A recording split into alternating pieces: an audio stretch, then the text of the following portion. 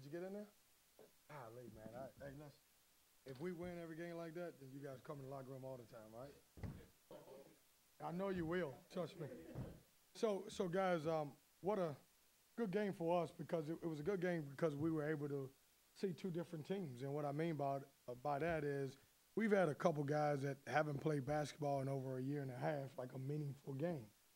And I thought our guys came out with a little bit of jitters to start the game.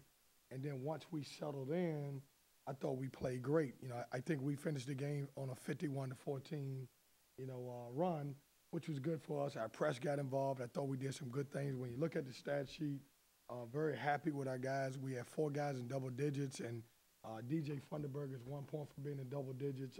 I thought we shared the basketball. We didn't turn it over. We were able to force some turnovers. So that's my vision of how I want us to play. I knew we were going to start off slow, but I was glad that we could finish the game. So it was good, and we'll take this tape. We'll build on it. Certainly, I thought early on we had a couple defensive breakdowns that I want to clean up. But when we get out in transition and we start playing, we could be a very good basketball team. Questions?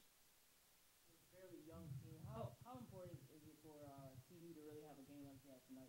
You know, I thought that when we were struggling, I thought Markel Johnson and Torin Doran stepped up and made a couple big plays and kind of played like guys who had played in the program last year.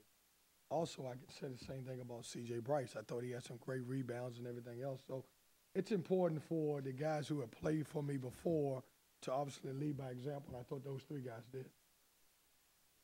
You mentioned after Braxton went out, you noticed how much further your shooting went down from there.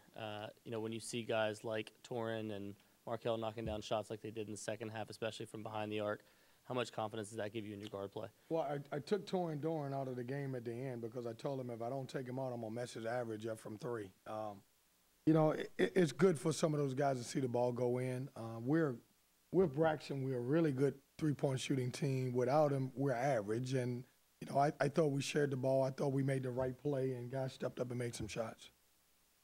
You obviously don't have a ton of options to choose from when you want to go big, but you went with both those guys in the first half for a little while. What did you think of that look, and how often do you think you'd actually be able to go with that, given the numbers you have? Luke, I think I'll play that lineup a lot because the crazy thing is that, when you look at DJ Funderburg, he's really not a center. And so, I'm able to switch a lot of screens with him. He's long, he's active, he gets his hands on a lot of ball, he blocks a lot of shots. And you didn't ask me, Luke, I even went with basically 5 guards at one time, and we switched all screens. So I'm still trying to figure out what combinations play well together. I keep going back to this, is what I like about this team is the versatility. We have to play small, we can. If I got to play a traditional lineup, I can play DJ Funderburg at the 4. Markel, you've alluded in the past that sometimes you have to urge him to be more aggressive. What kind of lift does he bring when he is aggressive, Markel, offensively? Well, I mean, he's one of the best point guards in the ACC when he played.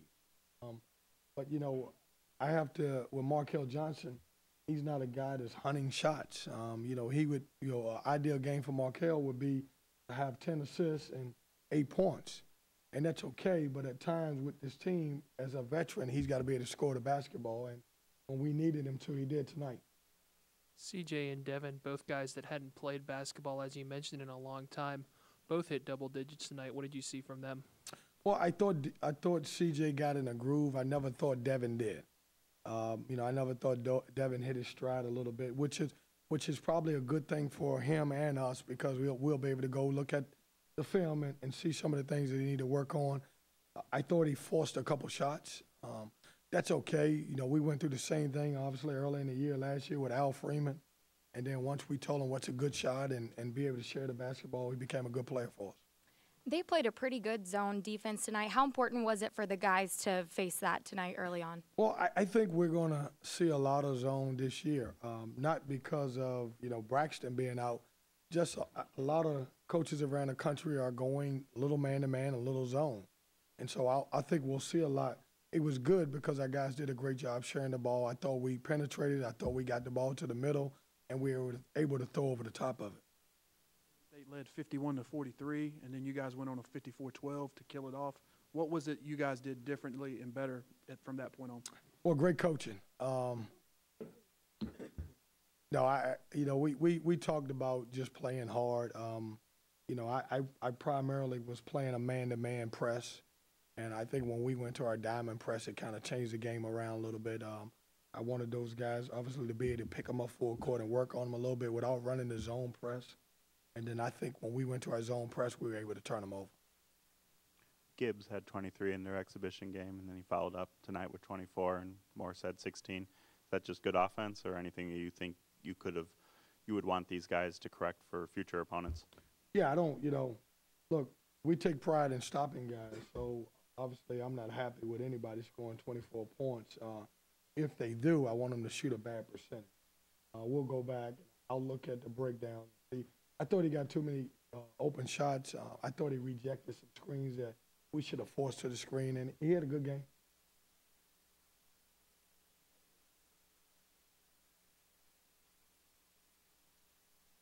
Well, I thought we had, as every team in the country, I thought we had too many defensive breakdowns. When you look at it, obviously you'll say, well, we held them to 32%. They only scored 55 points. But I'm always looking for perfection on the defensive end, and I thought we had too many breakdowns because we didn't communicate.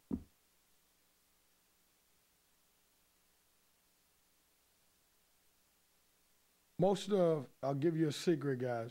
Most of the guys that come out of the game are guys who break down on the defensive end. And so when you see a guy coming out, and you might not know it, but because of scouting reports, when you see a guy come out of the game, he may have made 7 straight shots. But if he breaks down on the defense assignment, he's coming out of the game. One thing that we talk about, I give you tremendous offensive freedom. But if you don't play well or you don't pick up your scouting report on the defensive end, you're going to come out. Along those lines, it also looked like if there was some turnovers, you were very freely subbing people out. No, those guys were just tired, JC. Thanks, guys. Everybody drive safe. Why would I fix it the way you shot that thing?